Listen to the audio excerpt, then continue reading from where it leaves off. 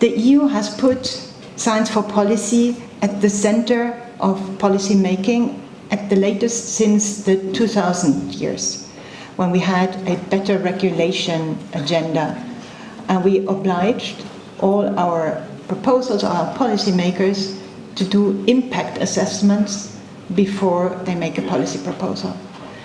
Now, of course, these impact assessments need to be based on data, and data comes from science.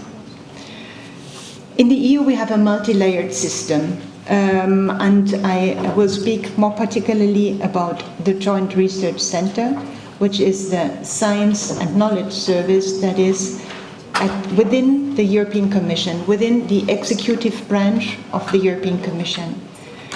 But we also have science advice drawing on the National Academies of Science. That's the scientific advisory mechanism. And we also have science advice at the parliamentary part, at the European Parliament, that has a European Parliamentary Research Service.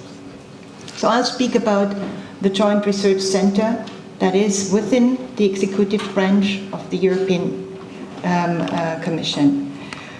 And here we have 2,000 scientists, we have about 60 top-notch laboratories, and we are based in 5 European countries. And I would hold that we are one of the largest organizations for science for policy in the world, because when we look for comparator organizations, it is very difficult to find that. We cover a large spectrum in terms of scientific disciplines and policy areas. We go from environment to energy, from agriculture to digital, from health to nuclear safety, from security to space and Earth observation. And what makes our science advice so powerful, I think, is that we are at the heart of the policy cycle.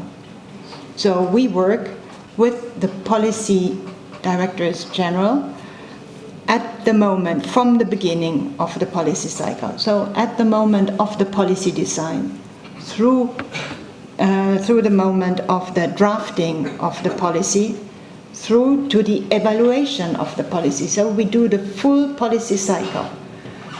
We provide them data, we provide them analysis, we provide them scientific insights, but of course the policy options, that's then for the policymakers to do. Our mission is to provide independent, evidence-based knowledge and science, supporting the EU policies to positively impact society. And I will maybe conclude in view of time on the 5 most important challenges that we identified in our work as science advice. First of all, and I think the Minister touched on it already, science for policy means that we need to understand the policy cycle. We need to understand when it is a good moment to bring forward the scientific evidence, when it is needed by the policymakers to have the scientific evidence. And the Minister also mentioned, interestingly, that there is, in science for policy, the scientists have a very, very particular responsibility. They have to comply with the highest moral and ethical standards, because it is going to be translated, effectively used, and has a direct bearing on citizens, on millions of citizens.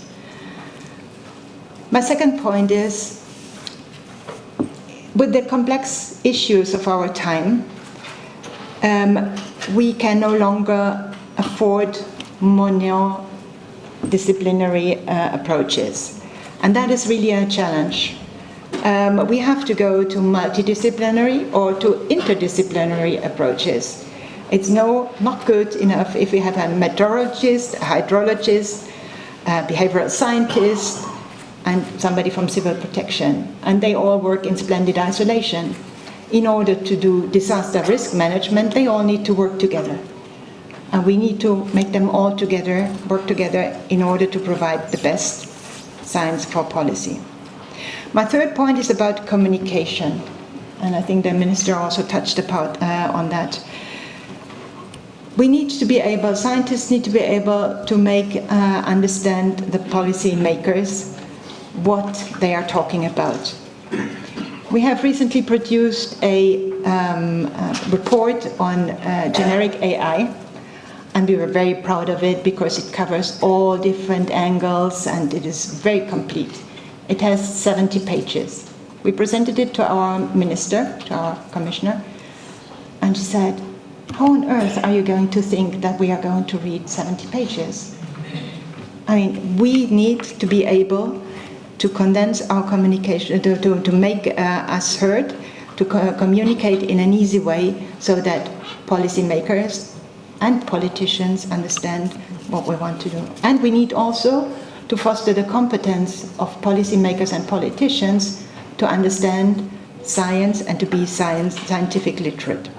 My fourth point is that in Science for Policy, we sometimes live a bit on different planets because we work towards different timescales. Science needs time. Politicians do not have time.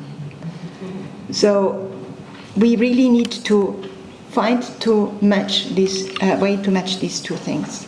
And my last point, and it's a bit linked to this point, is given that we are on different timescales, we need to be proactive. And we can be proactive in the Joint Research Center. We try to be proactive in two ways. First, and that very much links to what the keynote speaker was saying, Professor Hengartner, we have foresight.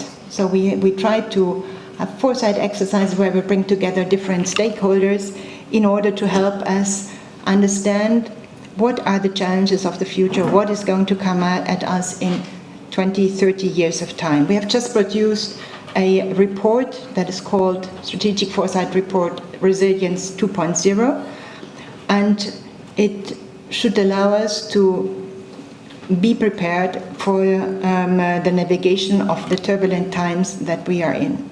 And the second part, in order to be proactive and to anticipate, is we have programs that we call exploratory research programs, where we try to really think out of the box and to anticipate what could come at us. And we have one particular program where we found that this is very useful. We were working on bignomics, so a combination of big data and economic forecasting and nowcasting, and that allowed us in COVID times, for example, to very quickly understand the economic impacts of the COVID challenges on our different member states. So with these 5 challenges, I would close and I would say, although these challenges are sometimes hard to navigate, it is definitely worth to do it. We need the trust of our citizens, and policy needs the trust of our citizens. Thank you.